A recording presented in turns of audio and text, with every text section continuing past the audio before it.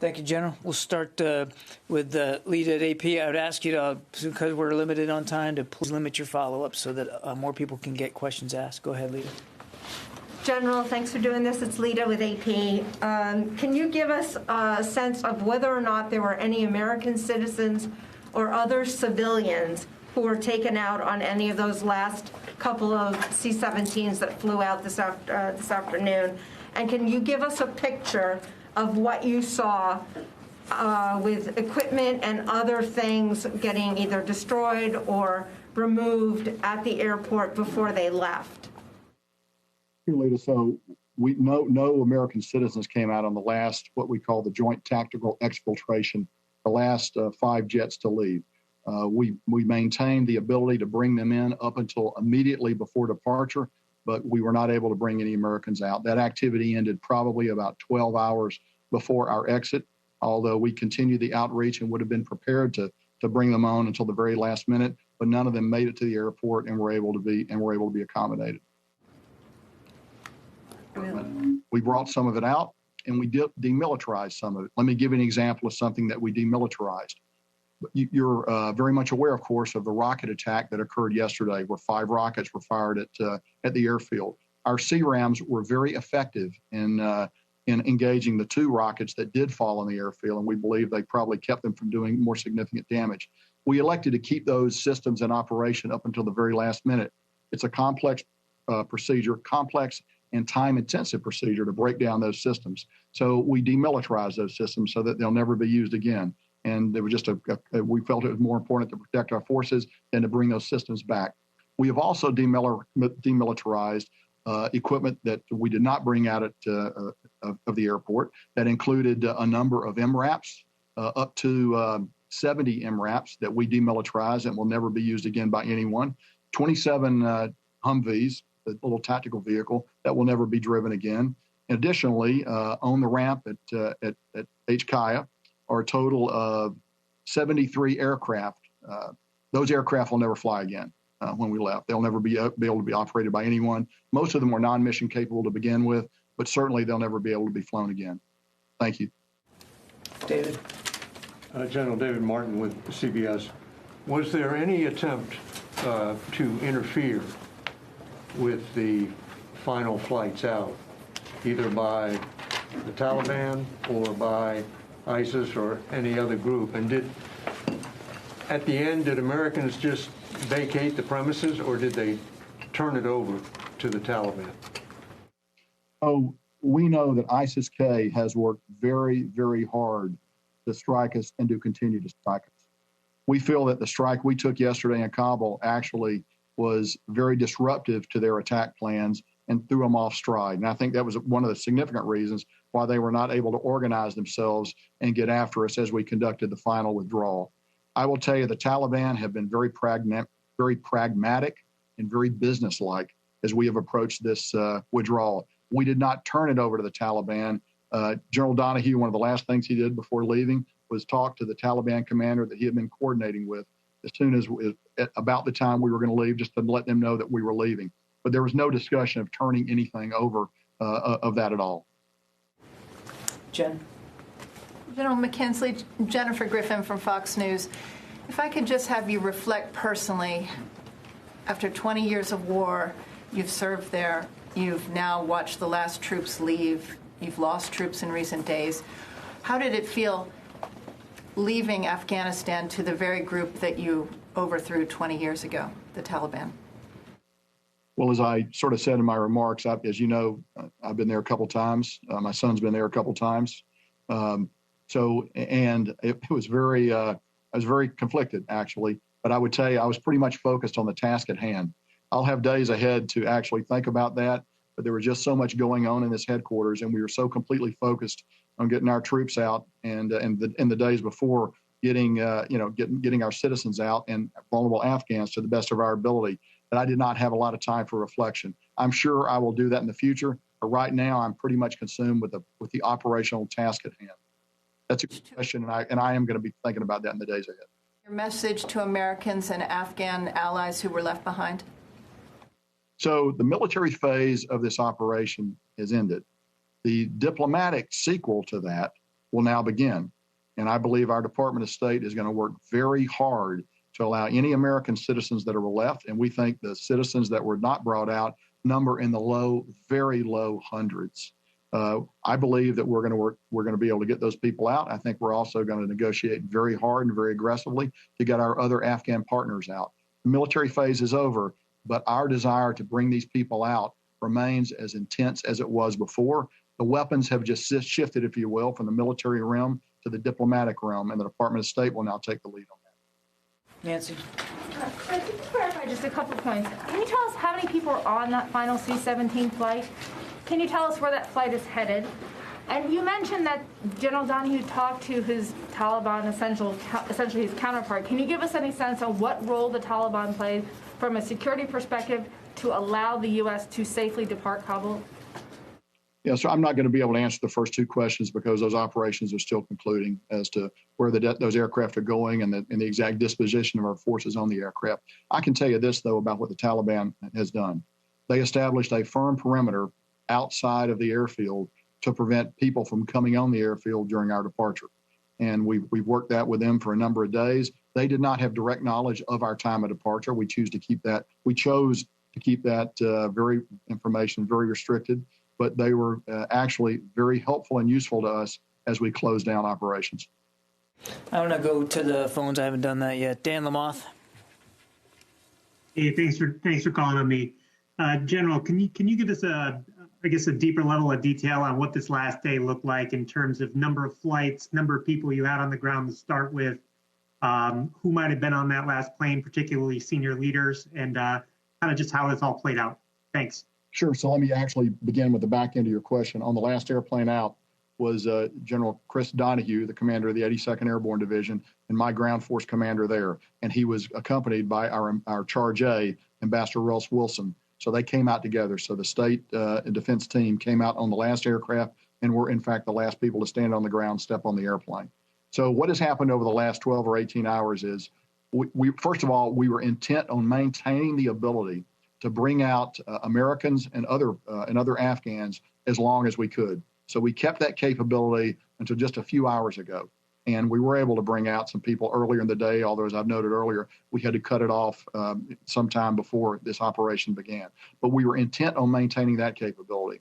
We were also intent on maintaining our force protection because of the threats from ISIS were very real, very concerning. And so we did a number of things. We had overwhelming U.S. air power overhead should there have been any challenge to our departure. And again, there was absolutely no question we were not going to be challenged by the Taliban.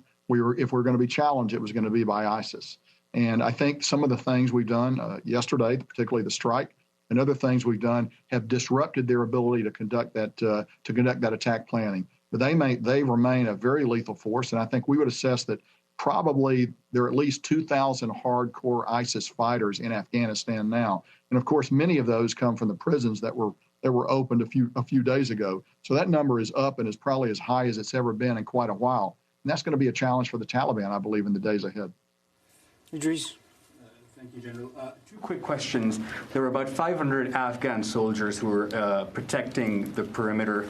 Did you evacuate them and their families? And secondly, just on the airport, now that you've departed, do you believe it can take on civilian aircraft pretty soon, or will it require some type of repair or expertise? Sure. So to the best of my knowledge, which is actually pretty good, I believe we brought out all the Afghan military forces who were partnered with us to defend the airfield and their family members. I believe that has been accomplished. We need the airport to be operational, and we need the airport to be operational quickly for civilian traffic.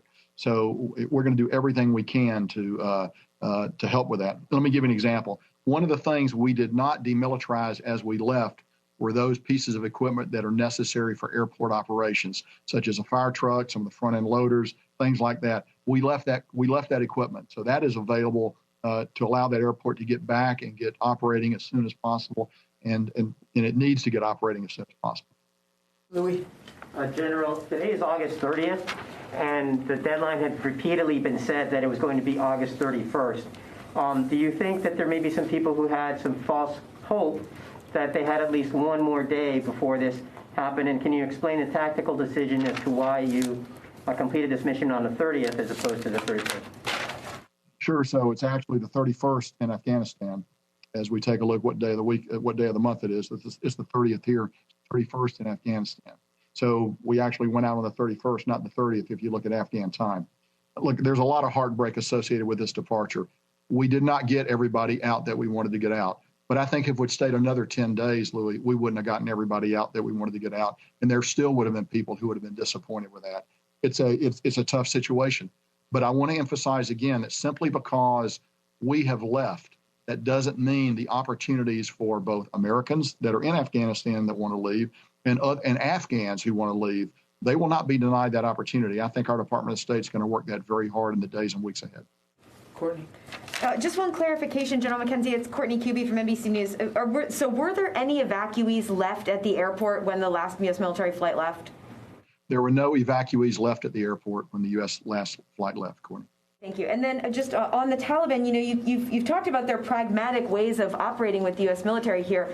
Do you see a role for the U.S. military to have open conversations with the Taliban, even potential coordination going forward, in particular with this growing and now accentuated threat from ISIS?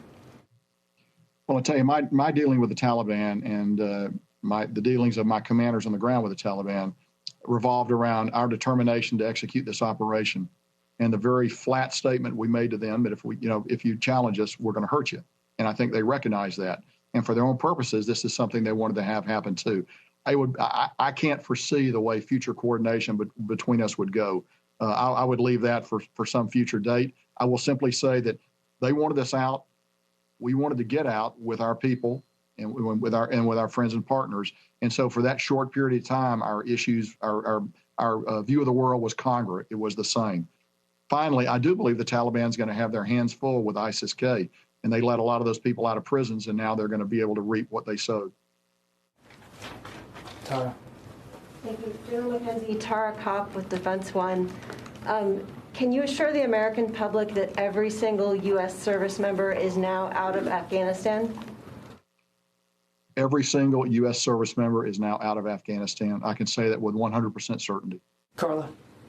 Sir, really quickly, just to clarify, you mentioned 123,000 out of Afghanistan. Earlier this morning, we heard 122. So can we assume that that was 1,000 Afghans that came out in some of these final flights? And then have a quick follow-up.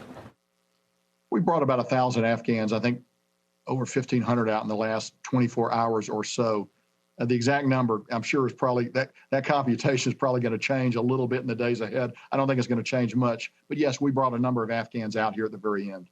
And then, sir, how would you characterize this evacuation mission? Because on the one hand, 123,000 people got out. On the other hand, of course, you lost 13 Marines. More than 100 Afghans died, and there are still potentially tens of thousands, SIVs, P1s, P2s, and others that wanted to get out that did not get out, as you said. So how would you characterize this mission? Well, first of all, the 11 Marines, the soldier and the sailor that we lost, I will never forget that. That will be with me, and I know every other commander involved for the rest of our lives. We've all lost people before, and it's never an easy thing. You would like to bring out everybody that wanted to come out. We're not able to do that. The situation wouldn't allow it. I think we did a very good job of getting everybody that we could get out, given the unique the challenges of the tactical situation on the ground. The fact that really not all Americans wanted to leave. There are Americans that, for a variety of reasons, want to stay for a while. I think we'll go back and they'll have the opportunity to revisit that and come out if they want. I think it's just important to note that we shouldn't look on this as the end of that engagement about people in Afghanistan. I am confident that engagement is going to continue through a variety of venues, and it won't just be the United States that's going to be engaged on this. I think our international partners are also going to be very engaged on this as well going forward. Yeah, we got two more, I'm afraid. We'll go to the phones again. Jack Detch. Thanks, General McKenzie. I'm kind of curious just how American citizens are going to be expected to get to the airport and what the continuing terror threat will be just in the coming days, and what the evacuation picture is going to look like for them. So I think that the terror threat is going to be very high. And I don't want to minimize that. But I think what we'll do is we will work with the Taliban and work with the next government of Afghanistan, whatever his characterization is going to be, in order to ensure that our citizens are protected and that they have an opportunity to leave. As you know, we still hold a variety of significant leverage over whatever future government exists in Kabul. And I have no doubt that the Department of State will fully exercise that leverage. Do you have any confidence in their ability to secure the city right now, the Taliban? I think they're going to be challenged to secure the city. I do know this, just speaking purely practically as a professional, they helped us secure the airfield. Not perfectly, but they gave it a very good effort, and it was actually significantly helpful to us, particularly here at the end. Last question for today, Megan.